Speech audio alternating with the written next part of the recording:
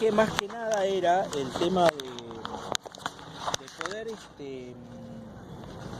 averiguar, ¿no? cuál es quizás esa iglesia que Cristo, ¿no?, dejó instituida. Y como yo les había dicho a ustedes la otra vez, yo estaba averiguando, ya había leído algo acerca de ustedes, porque incluso tengo el libro también, del Mormón, en mi casa. Sí.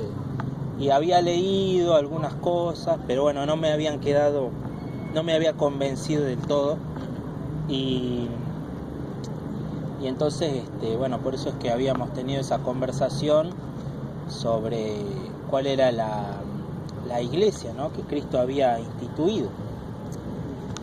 Entonces, bueno, para mí era importante también que ustedes lo sepan, más allá de que yo lo pueda decir o les pueda conversar sobre este tema.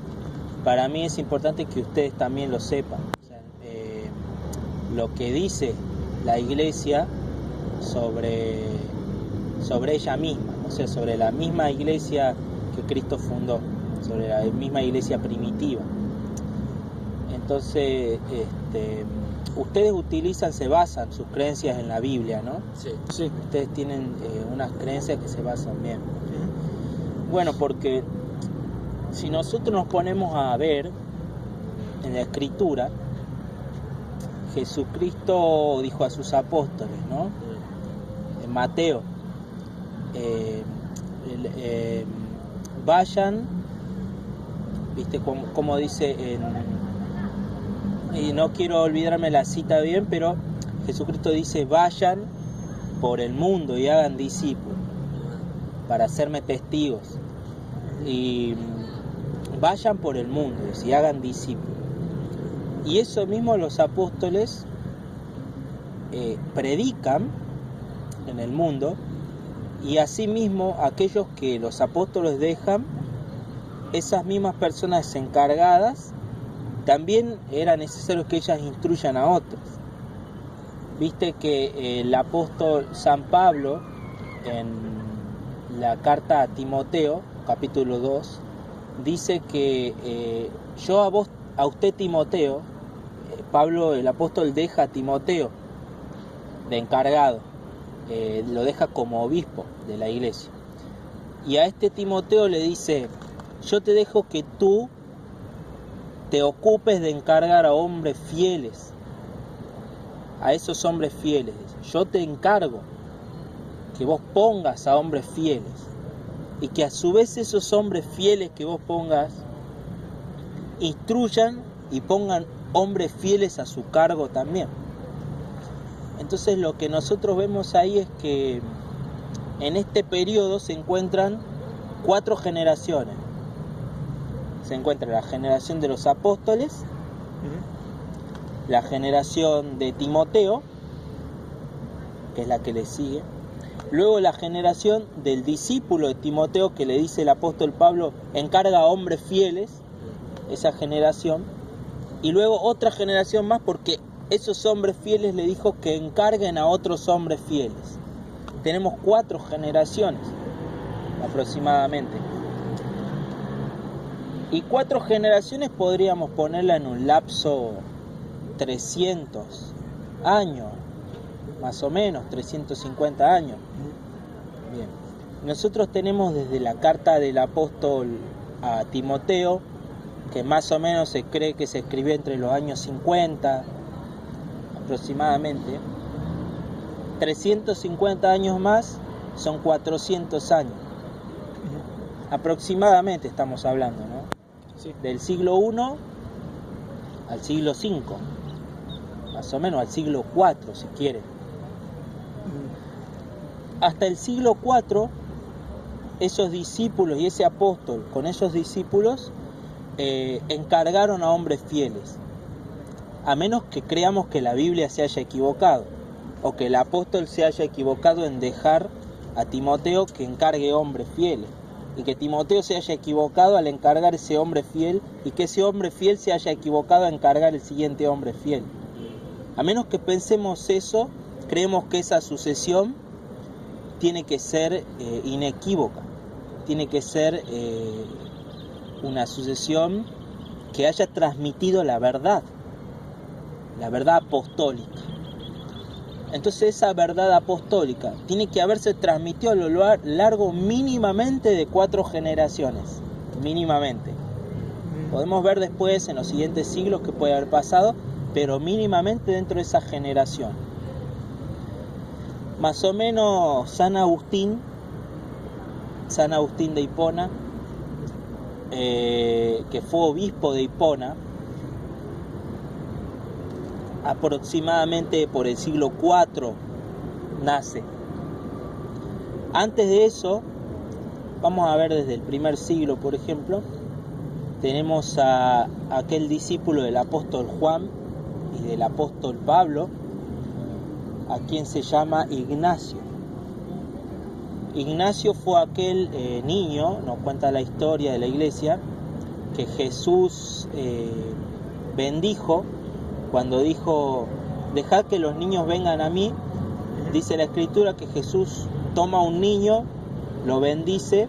Sí. La tradición cree que ese niño era San Ignacio de Antioquía. Y San Ignacio de Antioquía fue discípulo en el primer siglo, aproximadamente en el año 100 para adelante, casi siglo II, fue discípulo del apóstol Juan, del apóstol Pablo y del apóstol Pedro. Y fue ordenado en Antioquía por el mismo apóstol, si no me equivoco, por el apóstol Juan, si no me equivoco. No sé si lo ordena Juan o Pedro, lo tendría que buscar bien, pero fue ordenado. Eso nos dice la historia, sus mismas cartas. Entonces, este discípulo San Ignacio de Antioquía en el siglo I nos dice que esa iglesia que Cristo fundó, esa iglesia apostólica, es la iglesia que él llama católica, en el primer siglo. San Ignacio de Antioquía escribe una carta a la iglesia de los esmirnenses en Esmirna, que esta iglesia aparece en el Apocalipsis. ¿Viste? La iglesia de Esmirna, en el libro de Apocalipsis aparece la iglesia de Esmirna. A esa iglesia le escribe San Ignacio de Antioquía. Y esa iglesia a la que él escribe, esa carta que él escribe hacia la iglesia, dice, más o menos parafraseando: donde quiera que esté el obispo, ahí está la comunidad.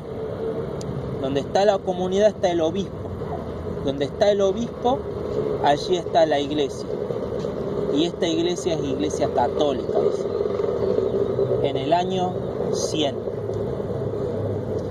Tenemos aquel discípulo del apóstol Pablo. Él deja un discípulo que se llama Dionisio, que es San Dionisio. Este aparece en el libro de Hechos de los Apóstoles, cuando Pablo va a predicar en Atenas y le dice a Dionisio: se convierte una Dámaris, dice, muchos atenienses se van cuando él predica, dice, te oiremos otro día, pero dice la escritura que se convierten, en Hechos capítulo 17, si no me equivoco, que se convierte una mujer Dámaris y un tal Dionisio en el Areópago de Atenas. Ese Dionisio es Dionisio el Areopagita. Ese Dionisio escribe que la iglesia, toda la liturgia de la iglesia, en el año,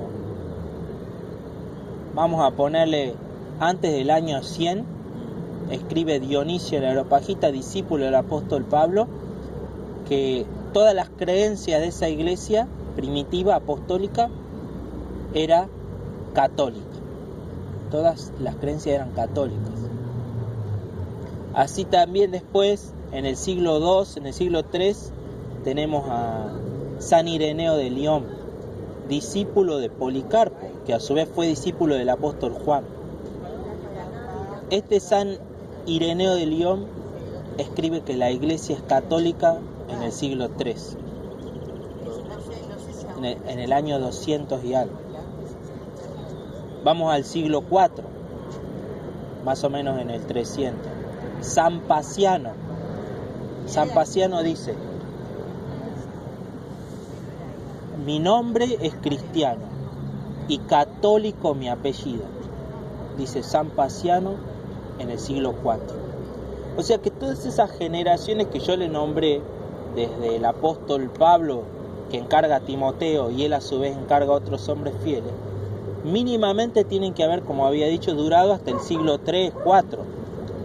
Vemos que en el siglo I, en el siglo II, en el siglo III y hasta en el siglo IV después con San Agustín, que seguro ya es más conocido para ustedes, San Agustín, hasta en el siglo IV, todas aquellas generaciones que han transmitido la verdad apostólica han sido generaciones que han llamado a la Iglesia Católica. Y no había ninguna otra iglesia en ese siglo. No existía ninguna otra iglesia fiel y verdadera apostólica. Sí existían otras parcelas seculares, sectas seculares de los primeros siglos, pero eran herejes, eran sectas herejes, sectas que negaban la divinidad de Cristo, sectas que negaban que Cristo había nacido de una virgen, sectas que negaban que el Espíritu Santo era Dios, sectas que negaban que Dios era el mismo siempre, que había sectas que decían que Dios era distinto, que era un Dios del Antiguo Testamento distinto al del Nuevo Testamento, que no era el mismo Dios. Eso decían las sectas. Entonces todas esas herejías que se han ido propagando durante los primeros siglos han sido combatidas por todos estos que yo te he mencionado, por aquellos discípulos fieles de los apóstoles. Y hay unos libros que se han escrito de historia de la iglesia, y uno de los más importantes es el de Eusebio, Historia Eclesiástica de Eusebio de Cesarea. Ese es uno de los más importantes. En ese escrito, un libro muy grande que narra, es uno de los primeros historiadores de la iglesia, junto con Filón de Alejandría también, que se encargó de estudiar las religiones, junto con Flavio Josefo, que también tiene una historia de los judíos. Bueno, estos historiadores se han encargado de compilar la historia de la iglesia. Entonces, este historiador Eusebio de Cesarea nos dice las sucesiones directas de los apóstoles, y nos dice que al sucederle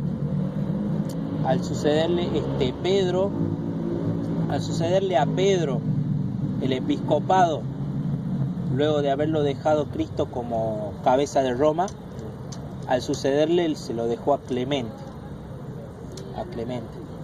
Y después de se lo dejó a Lino. Luego de Lino, que aparece en la Escritura, luego de este Lino, él lo sucedió a Clemente. Clemente lo sucedió a él. Y así muestra una sucesión desde los primeros siglos, desde el apóstol San Pedro y San Pablo, muestra una sucesión, este historiador Eusebio, de los apóstoles y de la verdad apostólica, ¿no?, transmitida. Así que esa es quizás lo primero que yo quería que ustedes, quizás si no lo habrían investigado, yo quería dejarles para que ustedes también lo puedan investigar, qué es lo que pasó en esos primeros siglos. Yo después sé que en el siglo XIX o 18, si no me equivoco, 1820-25, que aparece Smith. Bien. Bueno, yo sé que luego después, en el siglo XIX, aparece José Smith, y lo que tengo entendido es que él funda como una iglesia, porque según Smith, como yo tengo entendido, lo que yo leí sobre ustedes, es que no había ninguna iglesia en ese momento que se apegue a las verdades apostólicas, que se apegue a las verdades de Cristo o de la Biblia. si podemos decirlo así, de la Biblia. Entonces, por esta razón es que Smith llega y aparece con este nuevo Evangelio de Jesucristo, que es el libro, ¿no?, del Mormón. Sí, el libro de Mormón. Sí, entonces, nosotros creemos que esa iglesia apostólica nunca apostató. Nosotros creemos que esa iglesia apostólica siempre permaneció, dada la promesa de Cristo a la iglesia, que le dijo: edificaré mi iglesia sobre esta piedra y las puertas del Hades, del infierno, no prevalecerán contra ella. Dada esa promesa y la promesa que les dio a los apóstoles: yo estoy con ustedes todos los días hasta el fin del mundo, creemos que esa iglesia nunca pudo haber apostatado. Creemos que doctrinalmente, me refiero, ¿no?, en la doctrina. No estoy hablando de que pueda haber personas que dentro de la iglesia hayan cometido algún pecado o que se hayan desviado de cierta cosa en cuanto a sus cosas humanas, ¿no? A eso no me refiero, porque si vamos hasta eso, hasta Pedro se desvió en sus cosas humanas, él negó. Entonces, creemos que en cuanto a doctrina, ni siquiera el apóstol Pedro se equivocó, ni siquiera el apóstol Pablo, ni siquiera ningún discípulo de ellos. Creemos que se pueden haber equivocado, quizás como lo hizo Pedro, en negar en cosas netamente humanas, ¿no?, de su pecado, del pecado del humano, como todos podemos caer. El único sin pecado fue Cristo. Entonces todos podemos caer en pecado. Entonces, por esto mismo creemos que la iglesia, en cuanto a doctrina, no se pudo haber apartado. Por esto mismo es que nosotros creemos que Smith no pudo haber traído nueva revelación. Creemos que no pudo haber traído nueva revelación. Sin ofender, no quiero ofenderlos ni nada, pero creemos que Smith no pudo haber traído otra iglesia, ni haber traído un evangelio diferente, porque como leemos en el libro del Mormón, ¿no?, que Smith se encontró con un ángel, y como leemos en Gálatas, que dice: ni siquiera un ángel del cielo que nos traiga otro, seguro que los conocen a ese versículo, que ni siquiera un ángel del cielo que nos traiga otro evangelio, debemos creerlo. Sí. Obviamente ustedes me dirán que ese evangelio se apega a la escritura, el evangelio de Smith, que no es otro evangelio, sino que es el mismo evangelio, una continuación o ¿cómo se dice? Como una complementación del evangelio. Exactamente, bien. Nosotros creemos que no, porque no creemos que haya un profeta hoy, en la actualidad, dado que Cristo dijo que el último profeta, que hasta Juan fue el último profeta. Sí. Y interesante, hay una escritura en la Biblia que Jesucristo dijo eso, porque sí hay una escritura, quiero saber, porque yo nunca he escuchado sobre eso, que Juan fue el último profeta. Ajá, hay una escritura, ¿sí?, que dice que Cristo dice: todos los profetas fueron hasta Juan. Dijo así, hasta Juan el Bautista. Me gustaría tener bien la cita, no la recuerdo en este momento, pero ¿tiene su Biblia ahí? Sí. Yo regalé mi Biblia el otro día. Está bien. Pero si tiene su Biblia ahí, yo creo que tengo acá mi Biblia. Y Juan, no fue Juan el apóstol, fue Juan el Bautista. Exactamente. Bautista. Okay. Quiero ver si tengo acá mi Biblia, a ver si lo encuentro. Y si no,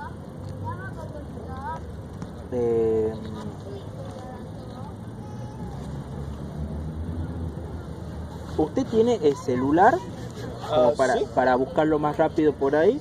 Sí. Está a punto de morirse, pero... Sí. Ah, bueno. Y no tenemos Google también. Ah, no tienen Google. Sí, Qué porque sí, tenemos restricciones en nuestro celular para mencionarlos, pero bien.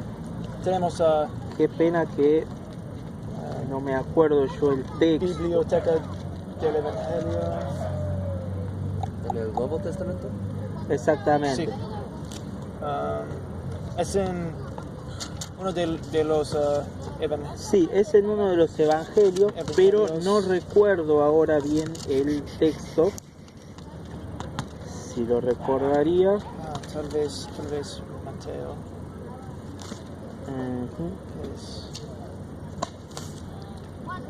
¿Usted vive por acá? Yo vivo por acá cerca, sí. Oh, wow. Estoy cerquita. A ver si puedo.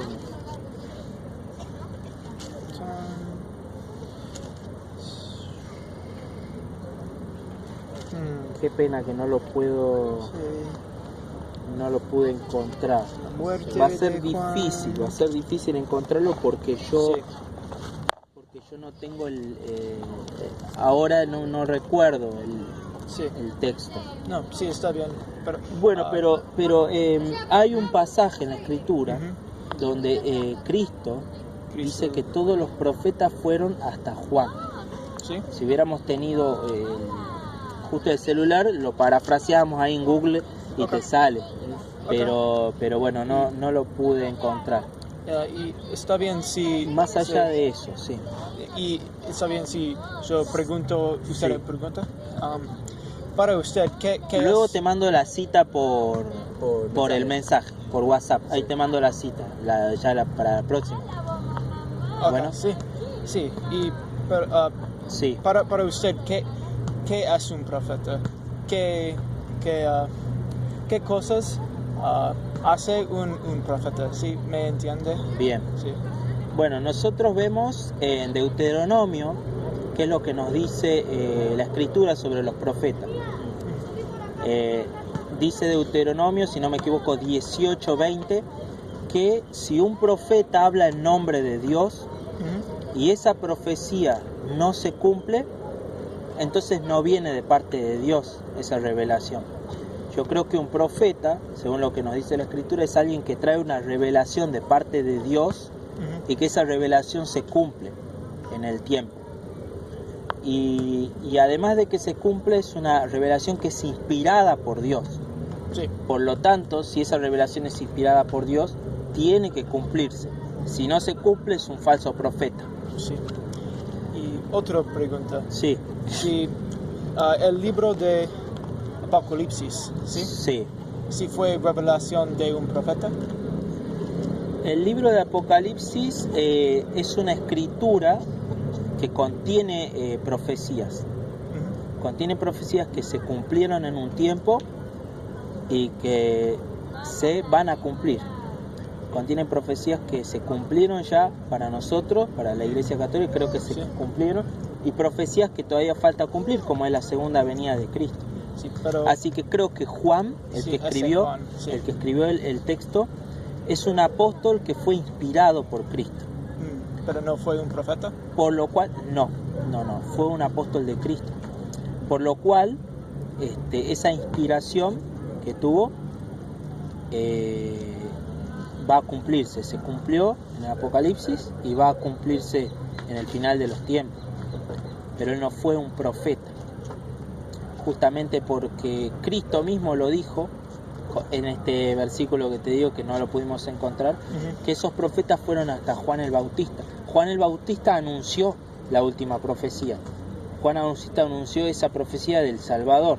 Ahí viene un Salvador más grande que yo. Y ese Salvador vino, lo bautizó y Cristo mismo lo dijo.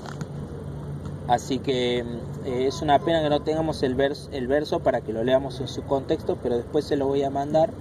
No vine preparado para todos los versos, pero más o menos yo quise hacerles, como para que ustedes conozcan lo que nosotros creemos, la Iglesia Católica.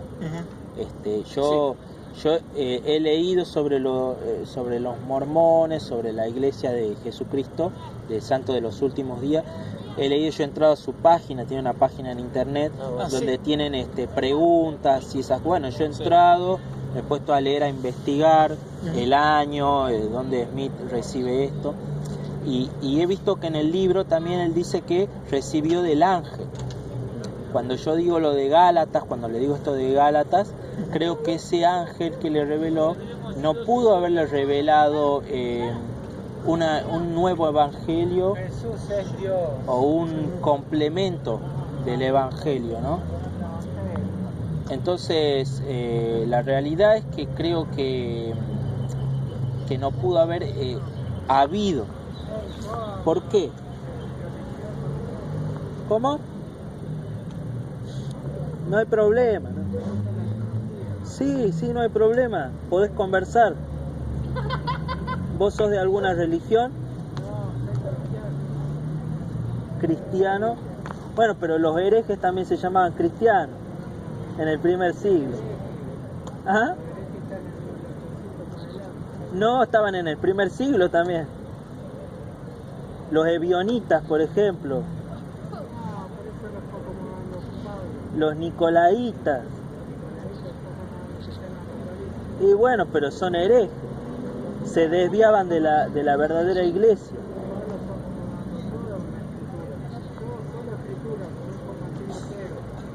Pero Martín Lutero fue un hereje también. Chabón hizo la primera Biblia donde está toda la latín, la hizo en alemán, chabón. Ya había más Biblias en alemán. La de Mentelín antes que naciera Lutero también. Pero bueno. Bueno, entonces Lutero, para mí, para nosotros, fue un hereje. Lutero, él dijo que había tenido una revelación también.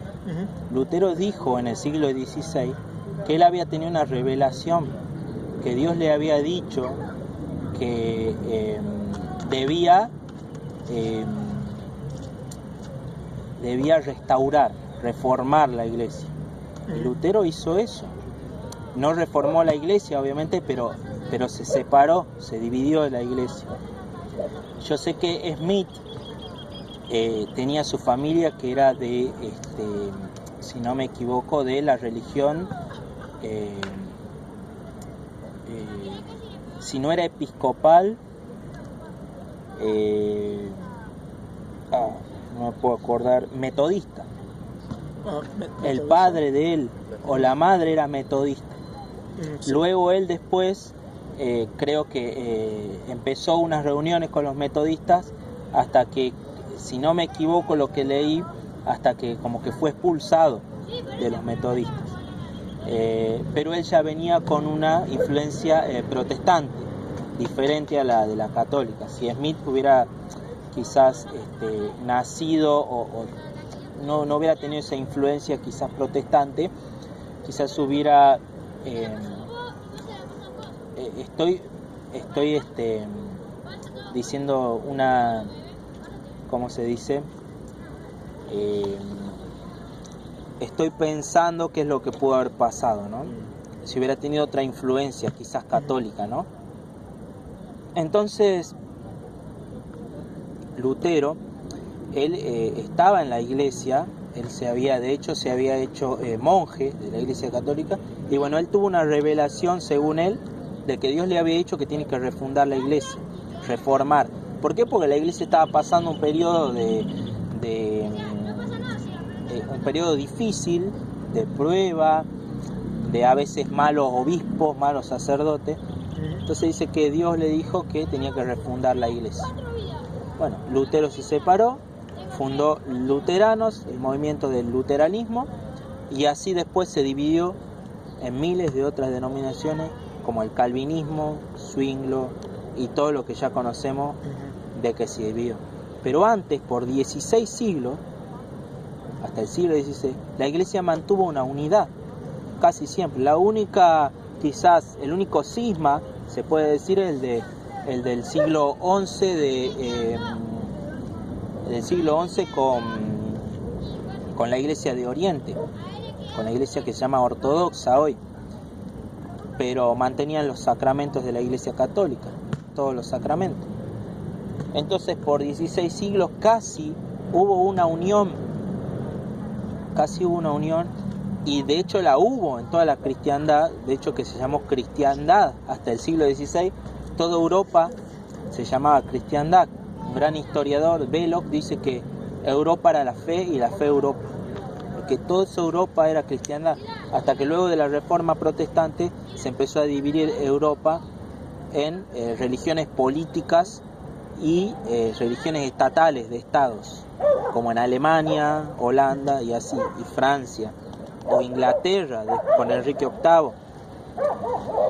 Entonces creemos que todo ese camino y todas esas divisiones, todas esas separaciones se separaron de un tronco original, que es la iglesia que fundó Cristo en el primer siglo. No creemos que haya habido otro. Y creemos que tanto así como Smith, que se fue y se separó y que tuvo una revelación, también le pasó a Miller, y también le pasó a Elena G. White, la fundadora de los adventistas, que se fundó en Estados Unidos también. Elena G. White fundó los adventistas bajo unas revelaciones que tuvo de Dios, diciendo de que el Papa era el anticristo y de que ella tenía que fundar un nuevo movimiento de guardar el séptimo día, y hoy guardan el séptimo día los adventistas.